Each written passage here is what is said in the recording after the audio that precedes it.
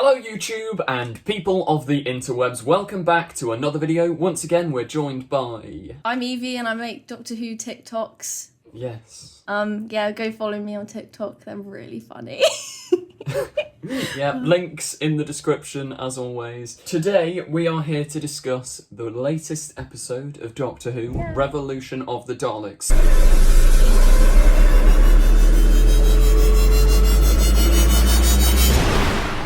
So, let's just jump straight in. What were your sort of first thoughts on the episode itself? When I came out of the episode, I was just like, wow, that was amazing. That was incredible. But the thing is, I do think that the bar is really low. Yeah.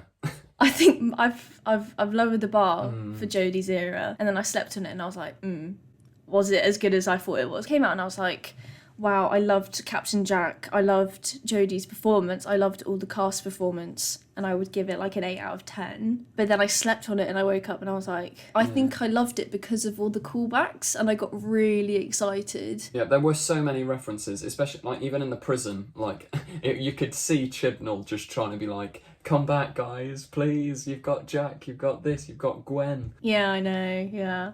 But I think it's one of those episodes where I'd say I still thoroughly enjoy it, but it's not as sort of hypey as I was expecting. Like, I was expecting to be like, oh my god, this is amazing. I can't say it wasn't amazing, but it was still really enjoyable. That's what I should have said. I did enjoy the episode. I thought it was good, but I do think if there hadn't been any of the callbacks, like any references to previous Doctor Who, it would have just been boring, because I didn't think the storyline was that unique. I think maybe I'm being harsh, but... See, that's one thing that I'll disagree with, because a lot of people were saying beforehand, oh, it's just going to rip off like that one with Winston Churchill where the Daleks team up with humans. I thought it was unique enough while still harkening back to how Daleks have been in the past. I loved the idea of the Doctor just effectively doing what Luke did from The Last Jedi, just pretending to be there, tricking the Daleks to attack, and then going,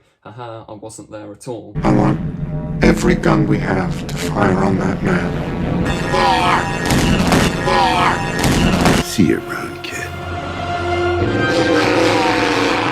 Yeah, I did like that bit. I think it's because I'm a bit desensitized to the Daleks. I just don't find them as exciting as I did before. Yeah. I will say that I do like the fact we are seeing them out of the shell, like in their like octopus form.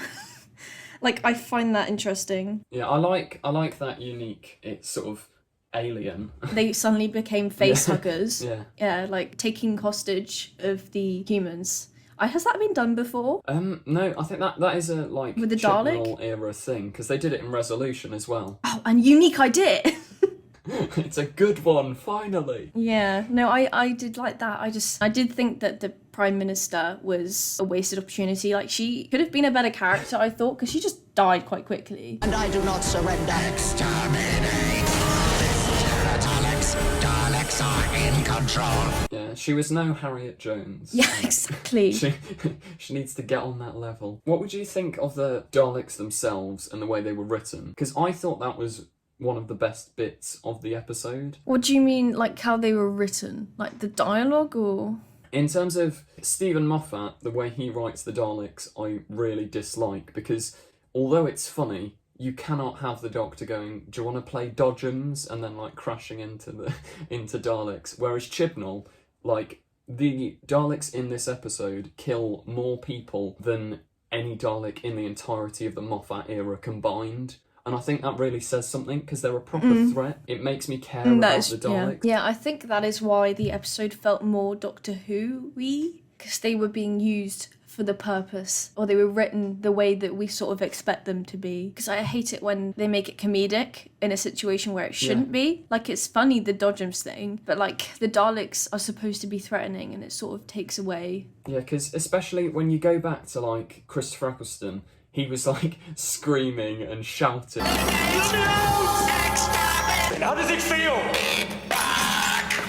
What for? What are you going to do to me? And like almost on the verge of tears when he saw a Dalek. Because maybe we did need that sort of take on the Daleks to like just spice it up a bit. Yeah. One thing I thought the episode did, which I liked, was having Jack Robertson there, because as we said, the Daleks are sort of one note, and he acted as he was clearly no proper threat, but he did act as a nice bit of comedic relief, because I hated him in the Spiders episode, but this time I thought, you know what, he's all right. Yeah, he wasn't as bad as he was in Arachnids in the UK, I think. But I did find it a bit, like, cliched when he did team up with them. Like, it was a bit funny when he said, take me to your leader. Say you're a massive David Tennant, Russell Davies, like, simp, like me, but, like, I've sort of, like moved on a bit. But if you're still obsessed with that era, your bar is going to be so high, and you're going to be disappointed with basically everything from Jodie's era. I'd agree I feel with like that. Because, well, most of us can agree that, like, the episodes were more intense and, like, not better. They were just, I don't know if you can say they were better, but I think what Russell T Davies did perfectly was, even if the plot was a bit weak, the characters were perfect.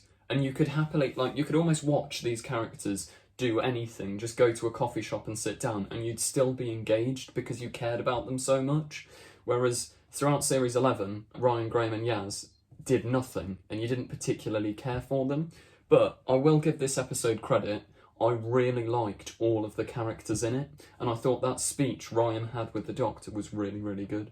I did find it a bit forced when Jack had like the deep convo with Yaz. That felt really like wholesome, and it felt really honest and realistic, and I was like, wow, I thought that was one of the best moments of Jodie's era, even though Jodie wasn't in it. Like, it felt really genuine. And then when it came to Ryan and the Doctor's sort of talk, for me it just felt quite forced for a bit of it, not all of it, but for some of it. Yeah, I think there's almost a degree of that's almost intentional, because Jodie's Doctor was clearly really awkward trying to have this conversation with Ryan, but I think like that her character did so much better there than if. Oh, do you remember that the Can You Hear Me episode where Graham tries to have this moment with the Doctor and he says he's worried his cancer's coming back, and she just goes, I don't know what to say now. Like, that was awful. So I appreciated. Yeah, it was. I was watching a like a compilation video of like Jodie, and that scene came up, and she was like, "I'm just gonna stand here and like twiddle with the TARDIS before I think of something to say." And I was like, "Oh my god, that is so cringy." Like, that's not the Doctor at all. Like, what even? I'm glad that she is socially awkward, but sometimes it gets a bit far. Yesterday's episode, she was awkward, but she tried to be the Doctor. She tried to be like, oh, Ryan, I'm going to comfort you. And I think that worked. And it got really deep as well. Yeah, it did. Like, I think it was like, I can't remember, but she was like, I just don't know who I am. And I was like, oh, God, that hit me in the feels. But it was so, like, it was proper deep. And so I did appreciate that. They tried to have a moment where she goes, actually, I do know who I am. I'm the Doctor. And yeah, I'm the Doctor. But once again, I didn't feel like it met the standards of an I am the Doctor moment. Yeah, it wasn't like Voyage of the Damned. Like, it needs to get up there. Yes, that speech. We haven't had one of those. Like, we're now like 2 series in, and I still haven't felt that. I just haven't had that, like, I'd say it was impact. It was good when she did have that whole little like I'm the Doctor moment, but it wasn't. It was cute. Perfect. I'm gonna change my opinions like throughout the coming weeks. So what I've said now, I probably won't think it. Yeah. But this is just how I'm feeling now. I don't know, it's such a weird feeling, because it's not like it's a bad episode at all. Like, it's a good episode. They just sort of, there could have been something more. I don't know. It was like there's a few wasted like moments of potential. Speaking of wasted potential, what did you think of Captain Jack's inclusion in the episode? I couldn't fault it, really. I thought it was great, but I did think he came into the TARDIS and the dialogue between Jack and the Doctor seemed a bit off. It's like they didn't know they haven't seen each other for years, so maybe that's why, but it didn't feel like very like reunion happy vibes. It was really strange, because John Barrowman's energy when he was in the prison just sort of wasn't there. Like, usually he's really energetic and excitable and shouting, and it wasn't there. Yeah, but I did like the jokes from Utopia and the Series 1 callback where he says, you really don't want to know. Yeah. Or the one, I made a list. I can't remember what the other jokes were. He said, have you had work done? You've had work done. Yeah. And then there was another... Oh, crap. It's going to really bug me now. There was another one. But it did feel like Captain Jack was literally just there for the callbacks. Like, he was just a device to just insert Rose and insert Gwen. Like... Yeah. The thing is, I feel like it's almost as if we've missed an episode in between where Jack and the Doctor met. Because there wasn't a big emphasis placed on, oh my god, this character's back after 11 years. It was just sort of like, he's back and he's gone. Yeah, why? What annoyed me was how rushed the goodbye to Jack was. Sorry, lost track of time. Gwen Cooper sends her love, by the way. I don't know if I missed something, but it seemed like it suddenly jumped to a scene in the TARDIS where... He was just gone. Yeah, he wasn't there anymore, and Captain Jack just was on the phone and just said, oh, I'm off to meet Gwen. Yeah, like, that bit, I was like, I'll admit, I was like, oh my god, he's talking about Gwen, yay! But equally, where's he gone? Yeah, I was really excited. I, like, smiled at my whole family. I was like, oh my god, that's Gwen! And they were all like, who's Gwen? And I was like, ah! It just felt rushed. I was just gonna talk about Ryan and Graham's exit, because that ironically was really long and they took forever to leave. Whereas Jack's was really rushed and then they took... So what did you think of that exit? I'm not gonna lie, I cheered when Graham said, "You're doing it, mate," as his final line. Like, that was just fantastic. You're doing it, mate! And I love the callback to the bike. Like, we joked about it before in one of the controversial opinions ones ages ago. Yeah. I remember but I that. think it worked. I'm so glad it happened. I was actually just laughing to myself. I was like, oh my god, they really are ending the episode with him on a bike into the horizon. Like, they really made it happen. But it worked. The only bit that felt weird was the pacing where they were about to leave, because they just stopped and had like a 10-minute chat in the TARDIS. Exactly, that's what I mean. Because it was effectively like Martha's exit, except they extended it by 10 minutes for no reason. I was so hyped the entire episode. This is going to sound really mean. I was so hyped for one of them to die. Oh, yeah. That sounds so mean, but like, I was just thinking, oh, this episode's going to be so emotional. I'm going to come away just crying. Imagine how much more emotional it would have been if Graham died and then Ryan goes on his own to try and ride his bike, and then he sees both Graham and Grace reunited, like, in the afterlife or something. Like, that would have been really nice. That's what I mean, but like, at the same time, did they deserve as characters to die because no one was attached to them? Yeah, that's the thing. Because what I want is not what needs, like, what I want, and then there's what should happen. Like, what I wanted was them to die, but then what should happen is probably not them dying because no one actually, like, cared. No one really cared about the characters enough. Well, maybe, obviously some people did care enough. Speaking of Team TARDIS, Phasmin, what do we think about that? I want Phasmin to happen, and like weren't there some references? Well, not references, but like hints. Yeah. Yaz made it very clear that. Yeah, Yaz was just like simp. Yes. Just a simp the entire time.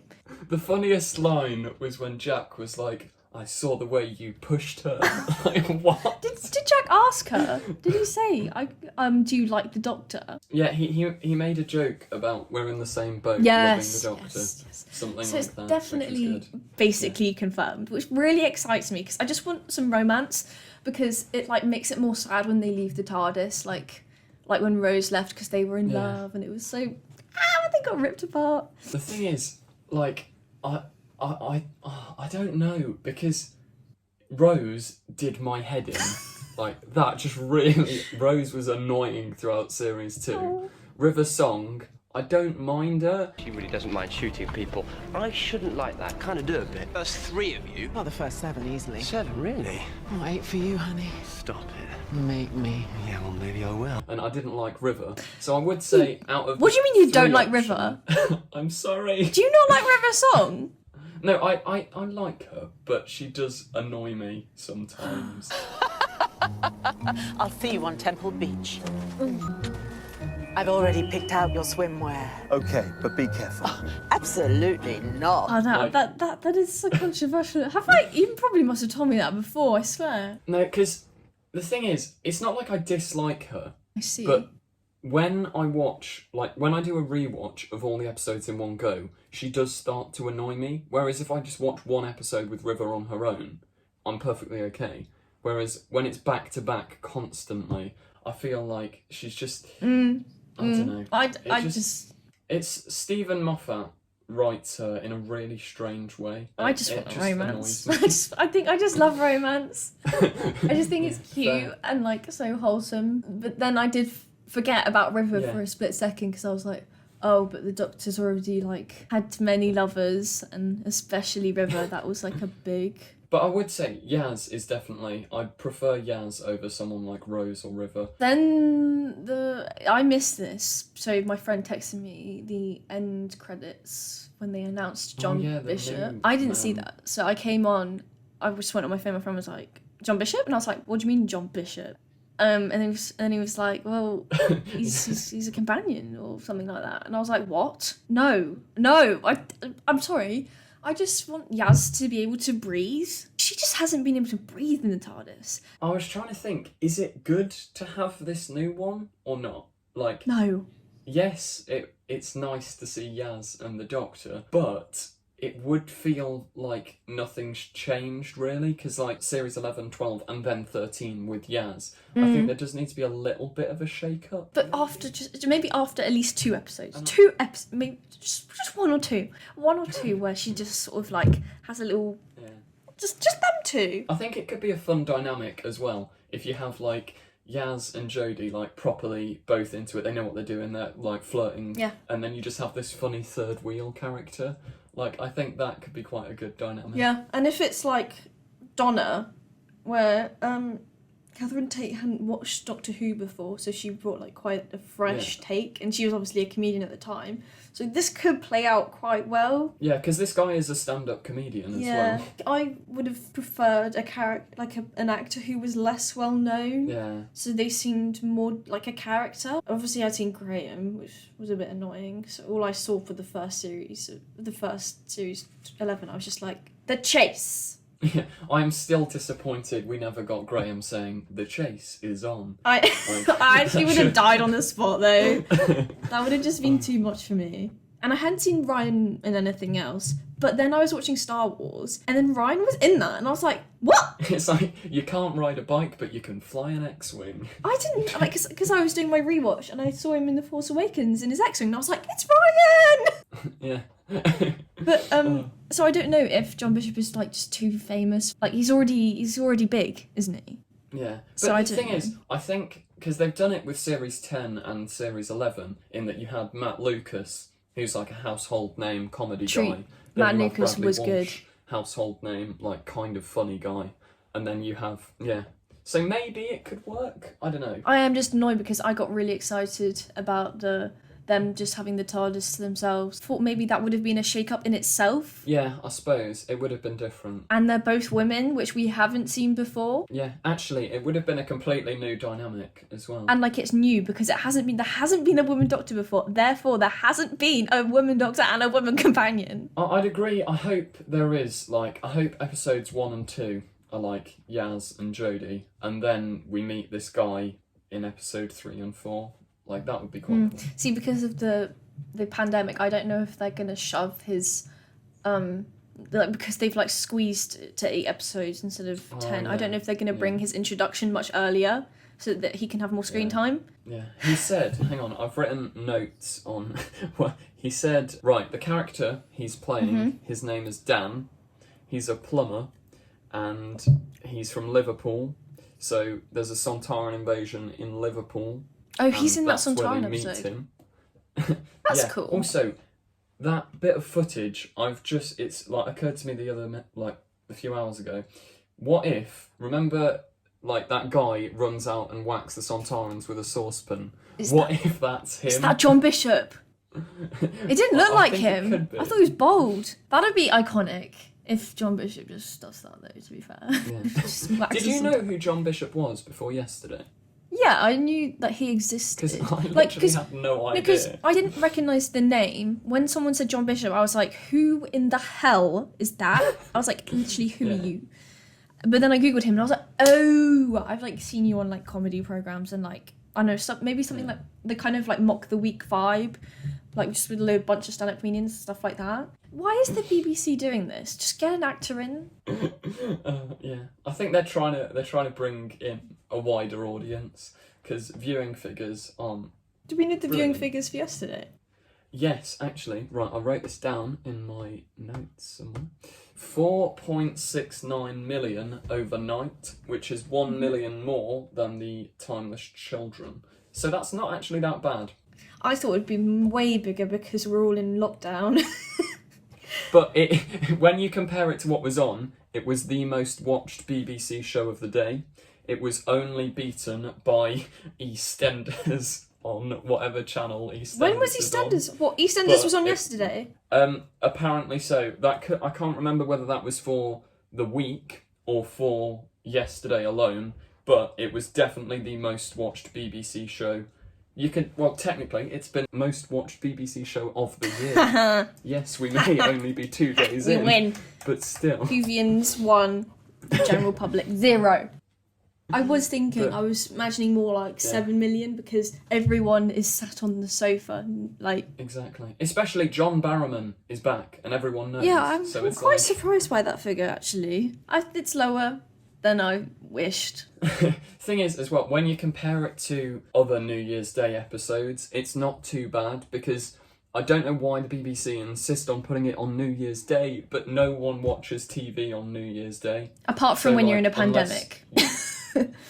Yeah, that's the one thing, unless there was a specific, like, oh, you're all locked inside, low. But as you say, no one was doing anything yesterday, so where was everyone? What were they all having dinner? Like, what was on? Literally, what was on yesterday at 6, I'm looking at the TV guide now, I'm not happy with this. Let's just inspect. Everyone, I'm sorry, I just have a bias, but everyone should have been watching Doctor Who. I just think you should have. Like, I'm sorry, you should have. When you become Prime Minister, that needs to be a law passed. Law, it should have been law. You have to watch Doctor Who. That's the law. There was The Greatest Showman at 5:30. Jitty Flies Again with David Walliams at 7:30. Dancing on Thin Ice. That was at 9. That's irrelevant. This is at 9. That's at 9. 9. I'm just like, what? Like, does everyone hate it? Yeah, people go online and then watch it. Yeah, everyone's watching Netflix. This doesn't factor in anyone who watched on BBC iPlayer, and I think that will be a considerable amount of people. Also, did you know the BBC leaked the episode, like, on iPlayer, like 20 minutes early? Yeah, I didn't know that. And then I saw you, I think you posted that they leaked it on your Instagram story or something. I was like...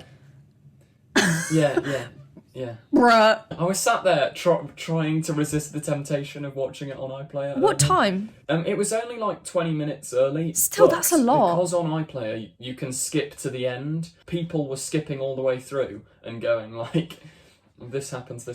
So I just switched my phone off. Oh, crap. I hate people like that. Come on, guys. Spoilers.